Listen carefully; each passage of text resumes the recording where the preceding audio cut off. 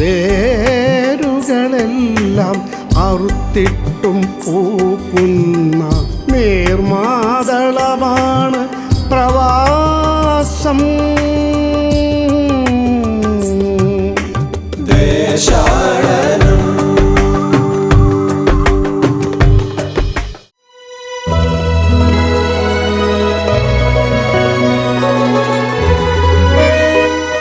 Valanchery Abu Dhabi പടിയിൽ മൂസാക്കയുടെ വീട്ടിൽ ചെന്നാൽ ബൊൻജോർണോ എന്ന് ആദ്യം കേൾക്കാം.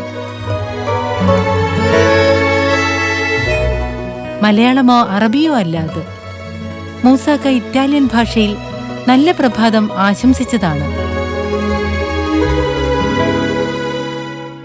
നീൽ ആംസ്ട്രോങ് ചന്ദ്രനിൽ കണ്ട മലയാളി അതിനു മുൻപ് പല സ്ഥലങ്ങളിലും ചായക്കട നടത്തിയിരുന്നു. ബർമയിലും സിലോണിലും ഗൾഫിലുമൊക്കെ ചായക്കടയ്ക്ക് സഹോദര സ്ഥാപനങ്ങളും ഉണ്ടായിരുന്നു. ദേശാടനം ഗൾഫിനെ മാത്രം സൂചിപ്പിക്കുന്ന പദമല്ല. മലയാളി നടന്ന പ്രവാസ വഴികളും ഒപ്പം അതിലെ കാൽപ്പാടുകളും കഷ്ടപ്പാടുകളും കൂടി ചേർത്തുവെച്ചാലേ സമഗ്രമാവുകയുള്ളൂ. മൂസാക്കയും തിരൂർ തൂവക്കാട് സ്വദേശി ഖൽഫാനും പ്രവാസ പുസ്തകത്തിൽ സവിശേഷമായ താളിൽ ജീവിക്കുന്നവരാണ്. ഇറ്റലിയിലും ബ്രൂണയിലും പ്രവാസ പരീക്ഷണം നടത്താൻ ഇറങ്ങി തിരിച്ചവരാണ് അവർ.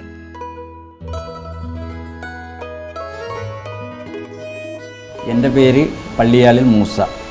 എൻ്റെ ഫാദറുടെ പേര് പള്ളിയാലിൽ ഹൈദർ ഹാജി. ഞങ്ങൾ 9 പേരാണ്. ഞാനാണ് ഏറ്റവും മൂത്തത്.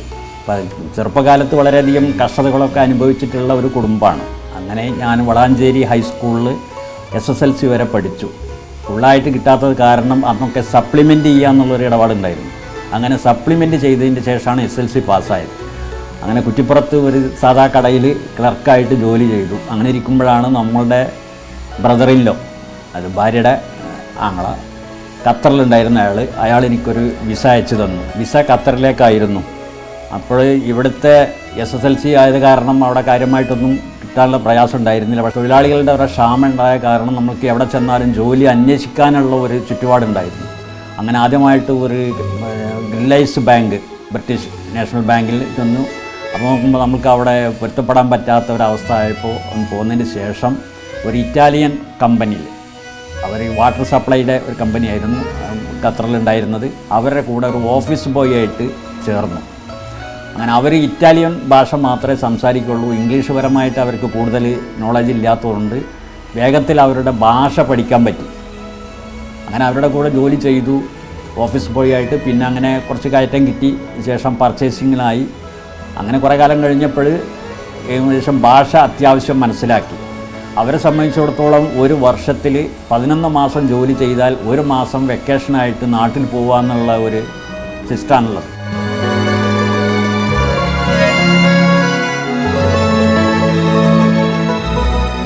നമ്മൾ ജോലി ചെയ്യുന്ന ഇറ്റാലിയൻ കമ്പനിക്കാർ ആവശ്യപ്പെട്ടു ഞങ്ങളുടെ കൂടെ പോരുകയാണെന്നുണ്ടെങ്കിൽ നമുക്ക് ജോലി തരാം.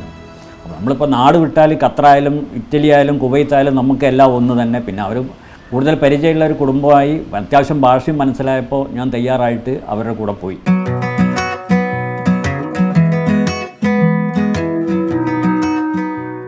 (2002) ഞാൻ ആദ്യമായിട്ട് ബ്രൂണയിൽ പോണത്. അതിനു മുന്നേ ഞാനിവിടെ ഒരു മെഡിക്കൽ റെപ്പായിട്ട് വർക്ക് ചെയ്തിരുന്നു. പിന്നെ എന്നെ ആരും ഫോഴ്സ് ചെയ്തിട്ടല്ല ഞാൻ പോയത്.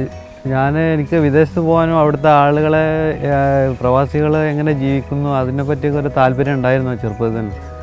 പിന്നെ അതിൻ്റെ കൂടെ ഒരു വിസ വന്നപ്പോൾ അങ്ങനെ പോകാൻ താല്പര്യപ്പെട്ട് അങ്ങനെ പോയതാണ്. ആദ്യമായിട്ട് ഞങ്ങൾ അന്ന് പോയത് മദ്രാസ് വഴിയാണ്. അന്ന് ECNRൻ്റെ പ്രശ്നമൊക്കെ ഉണ്ട്. അങ്ങനെ പുഷിങ്ങാണ് അന്ന്. പുഷിങ് എന്ന് പറഞ്ഞിട്ടുണ്ടെങ്കിൽ ഒരു 4000-5000 രൂപ കൊടുത്താൽ മദ്രാസ് എയർപോർട്ടിലെത്തിയാൽ നമ്മുടെ ഒരു ഏജൻറ്റ് ഉണ്ടാവും. ആ ഏജൻറ്റ് നമ്മളെ കറക്റ്റ് അവർ നമ്മൾ വിളിക്കും. ആ കൗണ്ടറിലൂടെ നമ്മൾ പോകും. അങ്ങനെയുള്ള ECNR ഒരു വ്യാജ പോകും. ഇതിന് കാരണം ഉണ്ടായത് പണ്ട് ബ്രൂണയിൽ അവിടുത്തെ ഷെല്ല് എണ്ണെടുക്കുന്ന കേന്ദ്രത്തിൽ മലയാളീസ് ഒരു പ്രകടനം നടത്തിയിരുന്നു. അങ്ങനെ അവിടുത്തെ ആളുകൾ പറഞ്ഞു, ഇവിടെ കേരളത്തിൽ കമ്മ്യൂണിസ്റ്റ് ഭരണമാണ്, ഇവർ നിങ്ങളെ നാടിനെ ഒരു കാലത്ത് ഇതേമാതിരി കമ്മ്യൂണിസ്റ്റിൻ്റെ കീഴിൽ കൊണ്ടുവരും, ജനങ്ങളെ മാറ്റിമറിക്കുന്നത്. അപ്പോൾ അത് അവിടുത്തെ സുൽത്താൻ എങ്ങനെ പറഞ്ഞപ്പോൾ സുൽത്താനക്ക് അതൊരു ഭയമായി. അതോടെ കേരളത്തിലെ എല്ലാ പാസ്പോർട്ടും കേരള പാസ്പോർട്ടിൽ ആര് ബ്രൂണയ്ക്ക് വരുന്നോ അവരെല്ലാം ബാൻ ചെയ്തു. അങ്ങനെ മലയാളികൾ മദ്രാസ് പാസ്പോർട്ട് എടുത്തിട്ടാണ് പിന്നെ ബ്രൂണൈക്ക് പോയത്.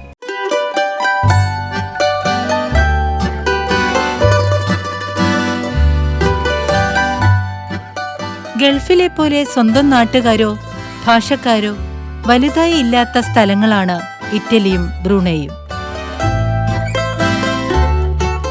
വഴക്ക് കൂടാനും ദേഷ്യം പിടിക്കാനും തെറി വിളിക്കാനും ഒരു മനുഷ്യനുമില്ലാത്ത അവസ്ഥ. ഭാഷ പഠിച്ചെടുത്ത് അവിടുത്തെ ആളുകളുമായി ഇടപഴകി ആ സംസ്കാരവുമായി പൊരുത്തപ്പെട്ട് അവർ പ്രവാസി വിജയികളായി മാറി. അങ്ങനെ അവരുടെ കൂടെ ഞാൻ ഇറ്റലിയിലെത്തി. അവർക്ക് പല കമ്പനികളുള്ളതാണ്. പിന്നെ 3 മെഡിക്കൽ സ്റ്റോറുണ്ട്, പിന്നെ ഫർണിച്ചർ കടയുണ്ട്. അപ്പോൾ അത്യാവശ്യം ഇംഗ്ലീഷ് കൈകാര്യം ചെയ്യുന്നുണ്ട്. മെഡിക്കൽ സ്റ്റോറിലാണ് നിന്നത്. അത് നമ്മൾക്കവിടെ മരുന്ന് എടുത്തു കൊടുക്കാനുള്ള ഇതില്ല. അവരവരെ ലൈസൻസുള്ള ആൾക്കാർക്ക് മാത്രമേ പറ്റുള്ളൂ. എന്നാലും ക്യാഷിലൊക്കെ ആയിട്ട് നിന്നു. കൂടുതൽ അതും റോം ടൗണിലായിരുന്നു. വലിയ സിറ്റി മെയിൻ റോഡിലായത് കാരണം എപ്പോഴും വിദേശികളുടെ സഞ്ചാരമുള്ളതാണ്. വത്തിക്കാനിൽ പോകുന്നതിന് വഴിയായതുകൊണ്ട് അപ്പോൾ അവരെ ഈ വിദേശികൾ വരുമ്പോൾ എന്തെങ്കിലും ഇംഗ്ലീഷിൽ ഇതിനെപ്പറ്റി സംസാരിക്കാനും മറ്റുള്ളതൊക്കെ ആയിട്ട് ഞങ്ങളുടെ കമ്പനിയെ സംബന്ധിച്ചിടത്തോളം അവർക്ക് ഇറ്റാലിയൻ ഭാഷ മാത്രമാണ് മെയിൻ ഉള്ളത്. അപ്പോൾ അവരെ സഹായിക്കാൻ വേണ്ടിയിട്ട് ഫാർമസിയിൽ കുറച്ചു കാലം നിന്നു. അങ്ങനെ കുറച്ചു കാലം ഫാർമസിയിൽ നിന്ന് കൂടുതൽ അവിടുത്തെ ലൊക്കേഷനെ പറ്റിയിട്ടും ആളുകളെ പറ്റിയിട്ടും കൂടുതൽ പരിചയപ്പെട്ടു. അതിനുശേഷം അവർക്ക് തന്നെ ഒരു ഫർണിച്ചർ കട ഉണ്ടായിരുന്നു. ആ കടയിലെ സെയിൽസ്മാനായിട്ട് അവിടെ മാറി. സോഫ, ബെഡ്, ചെയർ അങ്ങനെയുള്ള സാധനങ്ങളായിരുന്നു. ഞാൻ ആദ്യമായിട്ട് അവിടെ ചെന്ന് തന്നെ അവിടെ ഒരു ഹോട്ടലിൽ വെയിറ്ററായിട്ടാണ്. അപ്പോൾ ആദ്യമായിട്ട് തന്നെ ഒരു രാജ്യത്ത് പോയി അവരെ അധികം വരുന്നത് മലായി കസ്റ്റമേഴ്സാണ്. അപ്പോൾ മലായി അറിയില്ല, ഇംഗ്ലീഷ് ആകെ അറിയുന്ന ഇംഗ്ലീഷാണ്.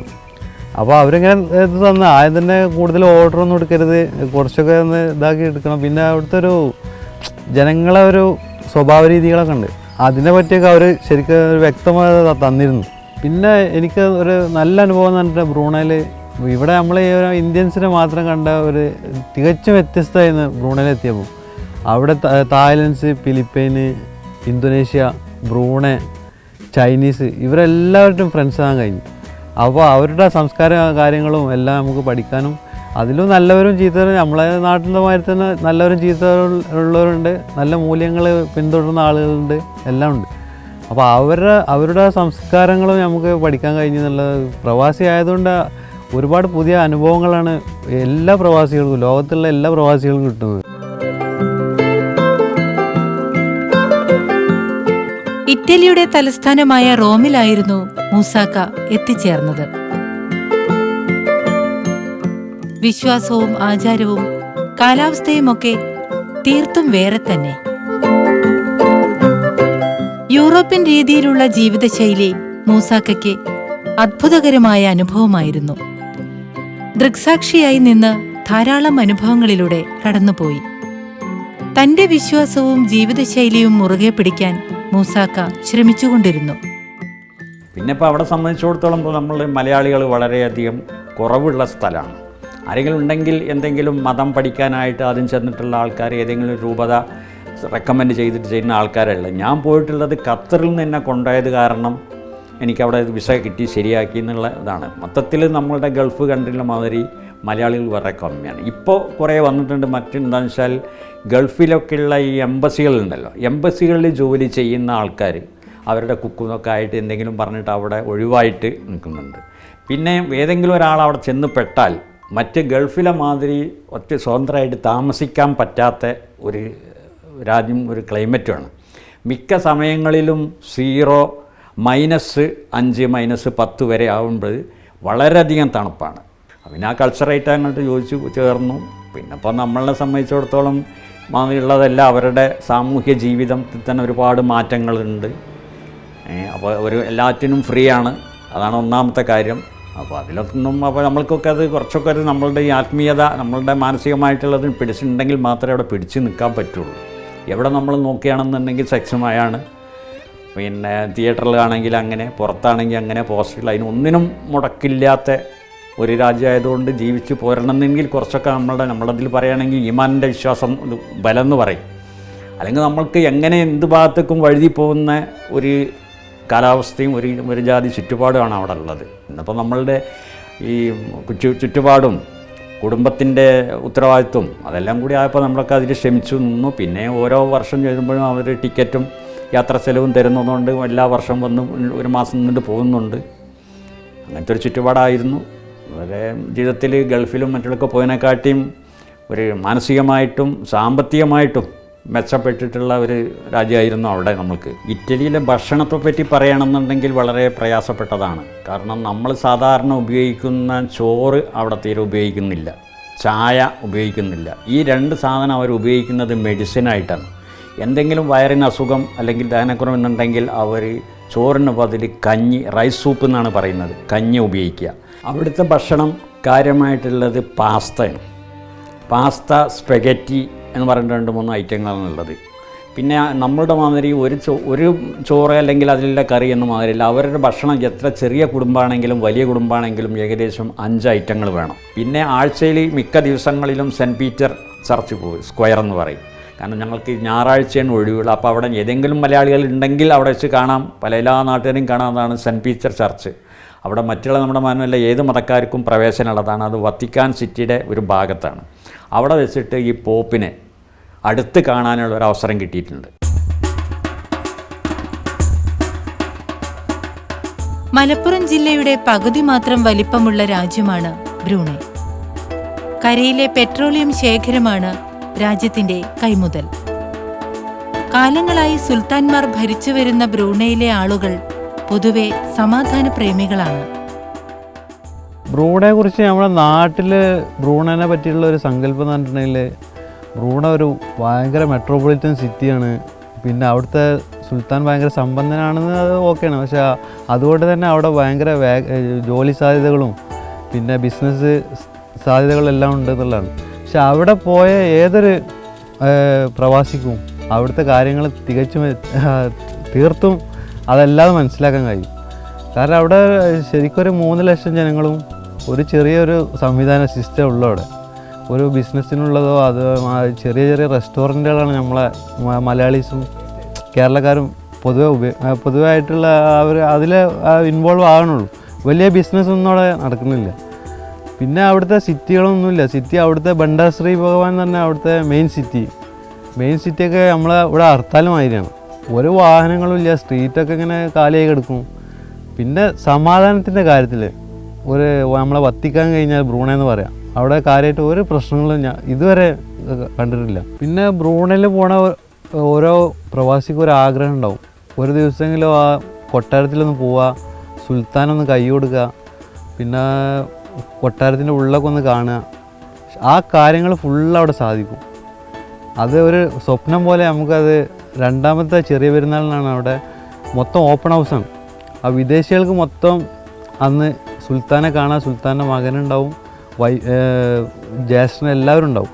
അവർക്കെല്ലാം ഷെയ്ക്കാൻ്റെ കൊടുക്കുക. അതിനുശേഷം ഫുഡ്, ഒരു ലോകം ഫുള്ള് ഫുഡാണ്, വെറൈറ്റീസാണ്. ചൈനീസ്, ഇന്ത്യൻസ്, എല്ലാ ബൊഫയാണ്. എല്ലാം കഴിച്ച് നമുക്ക് എത്ര വേണമെങ്കിലും കഴിക്കാം. ആരും നമ്മളെ കണ്ണുരുട്ടാനുമില്ല, നോക്കാനുമില്ല. അത്ര ഒരു സ്വപ്നത്തിൽ നടക്കണമായിട്ട് ഒരു സംഗതിയാണ് അവിടെ. എത്ര ബില്യൺസ് ഡോളറാണ് അതിന് വേണ്ടി ചിലവഴിക്കുന്നത്. പിന്നെ സുൽത്താനാണ് തന്നെയാണ് അയാൾക്ക് എസ്കോട്ട് വാഹനത്തിനൊക്കെ ഡ്രൈവിങ്ങും മൂപ്പരനാണ്. ആ കാര്യത്തിലൊക്കെ സിമ്പിളാണ്. നമുക്ക് പള്ളിയിൽ വരുമ്പോൾ പൊതുസ്ഥലത്ത് വരുമ്പോൾ എല്ലാവർക്കും ഷെയ്ക്കാൻ കൊടുക്കും. പിന്നെ സെക്യൂരിറ്റി ഒന്നും അധികം സ്ട്രിക്റ്റ് ഇല്ല അവിടെ. അത്തരത്തിലുള്ള പ്രശ്നം അവിടെ ഇല്ല.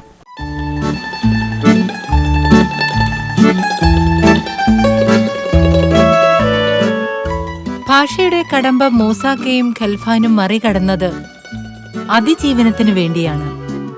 ആവശ്യം വന്നപ്പോൾ അവർ അന്യഭാഷയുടെ പരപ്പും ആഴവും അടുത്തറിയാൻ ശ്രമിച്ചു.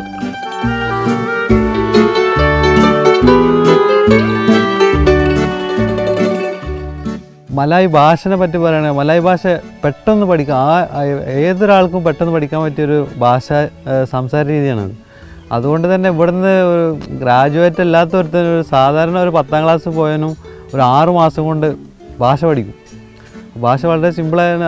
അതിൽ ഗ്രാമർ അധികം യൂസ് ചെയ്യാറില്ല. ഒരു കോമൺ ആയിട്ടുള്ള ഒരു ലാംഗ്വേജാണ് അത്. നമ്മൾ എങ്ങനെ പറഞ്ഞാലും അവർക്ക് മനസ്സിലാവും, അവർ പറഞ്ഞത് നമ്മൾക്ക് മനസ്സിലാവും. അത്രയുള്ള സിമ്പിൾ ലാംഗ്വേജാണ്. ഭാഷ അവിടെ ഇറ്റാലിയൻ ഭാഷയാണ്. അപ്പോൾ ഇംഗ്ലീഷിലൊന്നും കാര്യമായിട്ടുള്ള ഒരു പിടുത്തം അവർക്കില്ല.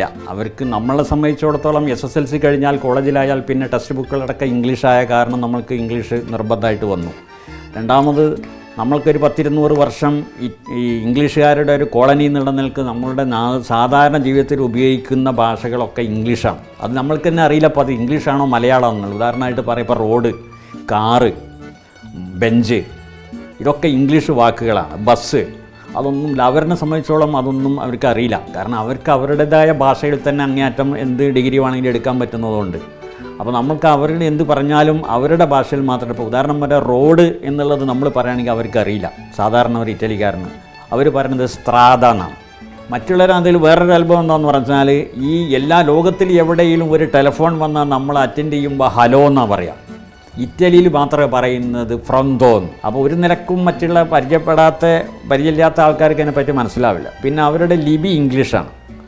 പക്ഷേ ഇംഗ്ലീഷിൽ 26 അക്ഷരം ഉണ്ടെങ്കിൽ അവർക്ക് 22 അക്ഷരമേ ഉള്ളൂ.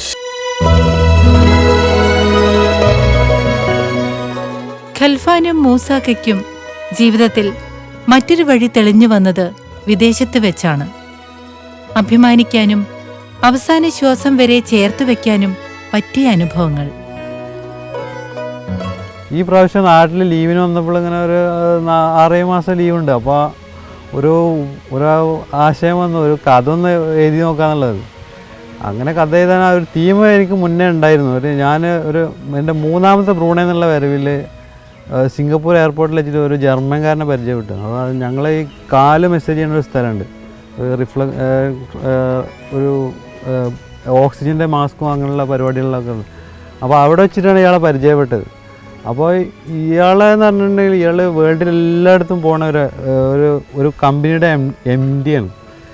അപ്പോൾ ഇയാളിങ്ങനെ ജീവിതത്തിൽ സ്വാഭാവികമായി വരുന്ന അനുഭവങ്ങൾക്ക് പുറമെ ഇയാൾ പുതിയ അനുഭവങ്ങൾ ക്രിയേറ്റ് ചെയ്യുന്ന ഒരു വ്യക്തിയാണ്. അതേമാതിരി ഇയാൾ ലൈഫിൽ ഒരുപാട് അനുഭവങ്ങൾ ഇയാൾ സ്വന്തമായിട്ട് ക്രിയേറ്റ് ചെയ്തു. ഇയാൾ ബോട്ടിൽ കയറുക, സ്വന്തമായിട്ട് മറ്റേ 6 വീല് ഡ്രൈവ് ചെയ്യുക. അതിനെല്ലാം ഇയാൾ ഈ 6 വീല് ഡ്രൈവ് ചെയ്യാൻ വേണ്ടി തന്നെ ഇയാൾ ലൈസൻസ് എടുത്തുന്നുള്ളതാണ്. അതിന് വേണ്ടിയിട്ട് ആ ഒരു അനുഭവം ഉണ്ടാക്കാനും വേണ്ടിയിട്ട് ഇയാൾ ലൈസൻസ് എടുത്ത് 6 വീലിൻ്റെ. എന്നിട്ട് മെൽബണിക്ക് ഒരു ലോഡ് ഇയാൾ സ്വന്തം കൊണ്ടുപോയെന്നാണ്. ഇയാളെ ഫ്രണ്ട്സൊന്നും അറിയാതെ അത്രയും ഇതായിട്ടുള്ളൊരു അനുഭവങ്ങൾ ക്രിയേറ്റ് ചെയ്യുന്ന ഒരു വ്യക്തിയാണ്. അപ്പോൾ ഇത് കണ്ടപ്പോൾ എനിക്കൊരു ആശയം, ഇതുമാതിരി നമ്മുടെ നാട്ടിലൊരു കുറേ ആളുകളുണ്ട് ഇതേമാതിരി അനുഭവങ്ങൾ ഉണ്ടാക്കുന്നത്. ഈ കഥയിൽ ശരിക്കും ഞാൻ ഒരു കഥ എന്നുള്ളതിലുപരി കുറേ സാമൂഹിക പ്രശ്നങ്ങളാണ് ഇതിൽ ഞാൻ ചിത്രീകരിച്ചത്. കാരണം ഒരു കഥ വായിച്ചു പോയിട്ട് ഒരു കഥ വായിക്കുന്ന ഒരു ആസ്വാദകന് ആ കഥയിലൂടെ എന്തെങ്കിലും കിട്ടണം. അല്ലാതെ നമ്മൾ വെറുതെ ഒരു സാധനം എഴുതി അവർ കാശ് കൊടുത്ത് വാങ്ങിയാലോ ഫ്രീ ആയിട്ട് കൊടുത്താലോ എന്തെങ്കിലും ഒരു മെസ്സേജ് ഇല്ലാതെ വെറുതെ എഴുതിയിട്ട് ഒരു കാര്യമില്ല. അപ്പോൾ അതുകൊണ്ട് തന്നെ നമ്മുടെ സമൂഹത്തിലുള്ള ഒരുപാട് അറിയപ്പെടാത്ത കുറേ തിന്മകളും പ്രശ്നങ്ങളും ഉണ്ട്. അതിനുള്ള ഒരു ചെറിയ പോയിൻ്റ് ഔട്ട് ഞാൻ എല്ലാ പേജിലും ഉൾക്കൊള്ളിച്ചിട്ടുണ്ട്.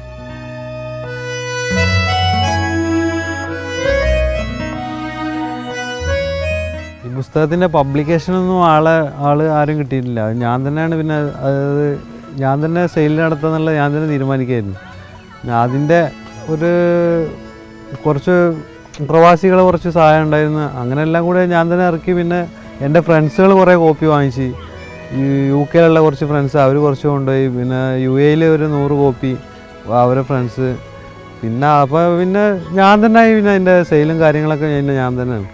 അപ്പോൾ പബ്ലിക്കേഷൻസ് ഒന്നും പിന്നെ അത്ര ഒരു സ്റ്റാൻഡേർഡ് ഉള്ളൊരു സാഹിത്യം അതിലില്ല. അത് ഞാൻ ഓൾറെഡി അതിൽ തന്നെ പറഞ്ഞിട്ടുണ്ട്. നമ്മുടെ ഒരു മനസ്സിലുള്ളൊരു ആശയം ജനങ്ങൾക്ക് എത്തിക്കുക എന്നുള്ളൊരു മീഡിയ ആയിട്ടുള്ളൊരു പുസ്തകം എന്ന് മാത്രമേ ഉള്ളത്. അല്ല, അതിലപ്പുറം ഒരു ഇതില്ല. ഒരു പ്രവാസി എഴുതിയൊരു പുസ്തകം, പിന്നെ പ്രവാസിയുടെ പ്രശ്നങ്ങൾ, പിന്നെ നമ്മുടെ നാട്ടിലെ പ്രശ്നങ്ങൾ, ഇതെല്ലാം കൂടി ഉൾക്കൊള്ളിച്ചൊരു പുസ്തകമായിരുന്നു. അപ്പോൾ അവിടെ സംബന്ധിച്ചോളം നമ്മളുടെ മാതിരിയുള്ള ഈ ചുറ്റുപാടല്ല, യൂറോപ്യൻ ഇതാണ്, കൾച്ചറാണ്. അതുകൊണ്ട് ഇപ്പോൾ ഏതായാലും ഒരു 7-8 വയസ്സുണ്ടെങ്കിൽ തന്നെ ഒരു ബോയ് ഫ്രണ്ടും ഗേൾ ഫ്രണ്ടുമായിട്ടുള്ള ജീവിതമാണ് അവിടെ ഉള്ളത്.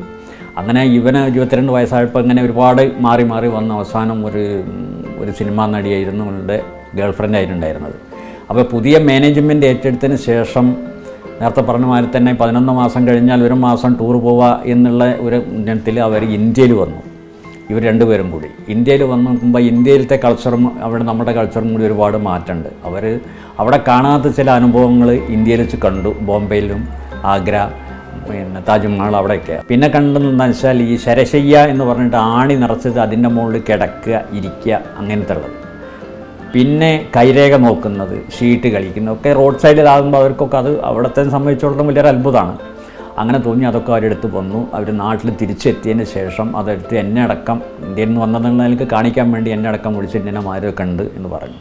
പിന്നെ അവിടെ അവരുടെ കമ്പനീൻ്റെ പബ്ലിസിറ്റി എന്ന് പറഞ്ഞാൽ സാധാരണ നമ്മളുടെ ഇവിടെ ഇപ്പോൾ ഈ ഏതെങ്കിലും ഒരു സിനിമാ നടിനെ അല്ലെങ്കിൽ ആളെ വിളിച്ചിട്ടുള്ളതല്ല. അവർക്ക് അതൊക്കെ എത്രയോ കഴിഞ്ഞ് പഴഞ്ചനാണ് അവിടെ. അപ്പോൾ അങ്ങനെ ഇവിടുന്ന് എന്തെങ്കിലും നമ്മൾക്ക് കമ്പനിയുടെ പുതിയ മാനേജ്മെൻറ്റ് ഏറ്റെടുത്ത സ്ഥിതിക്ക് ഒരു മാറ്റം വരുത്തണം എന്നുള്ള നിലയ്ക്ക് ഇതിങ്ങനെ ഇട്ട് നോക്കുമ്പോൾ അതിന് ചെയ്യാൻ പറ്റുന്നതാണ് ഈ ആണിൻ്റെ മേലെ ഇരിക്കുക അല്ലെങ്കിൽ കിടക്കുക എന്നുള്ളത്. അങ്ങനെ ആ ഒരു പരിപാടി ആസൂത്രണം ചെയ്തു.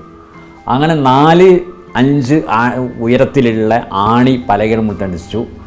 അതിൻ്റെ മുകളിൽ ഇരിക്കുന്ന ഒരിതായിരുന്നു. അപ്പോൾ അതിൻ്റെ മേലിൽ ഞാൻ ഈ ആണിയുടെ മുകളിൽ ഇരിക്കുക, പിന്നെ ഈ വേറൊരു സോഫ അവരുടെ പ്രൊഡക്ഷനായിട്ടുള്ള ഈ സോഫയുടെ മുകളിൽ ഇപ്പോൾ നേരത്തെ പറഞ്ഞിട്ടുള്ള ഈ സിനിമാ നടി കയറി ഇരിക്കുന്നതാണ്.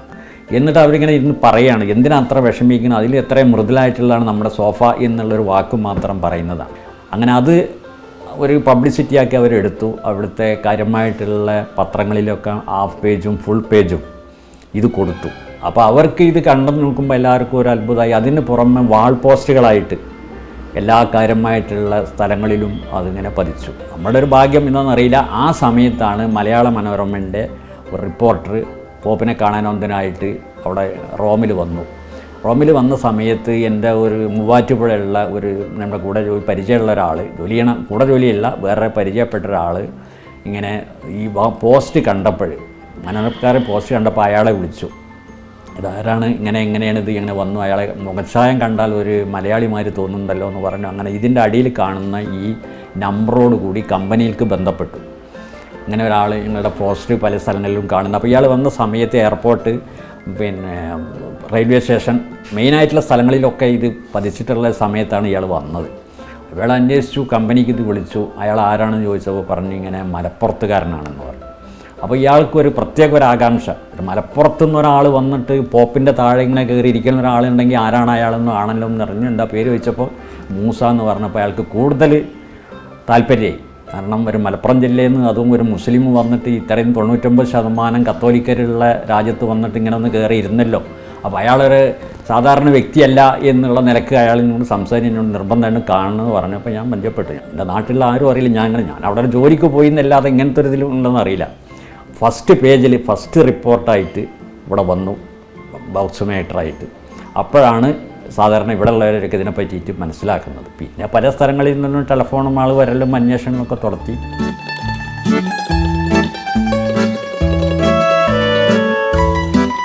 പതിനാറ് കൊല്ലത്തെ റോമൻ പ്രവാസം അവസാനിപ്പിച്ച് മൂസാക്ക തിരിച്ചു വന്നു. റോമൻ കഥകളും പരസ്യ മോഡലായതിന്റെ വിശേഷങ്ങളും മൂസാക്ക നിധി പോലെ മനസ്സിൽ കരുതി വെച്ചിട്ടുണ്ട്.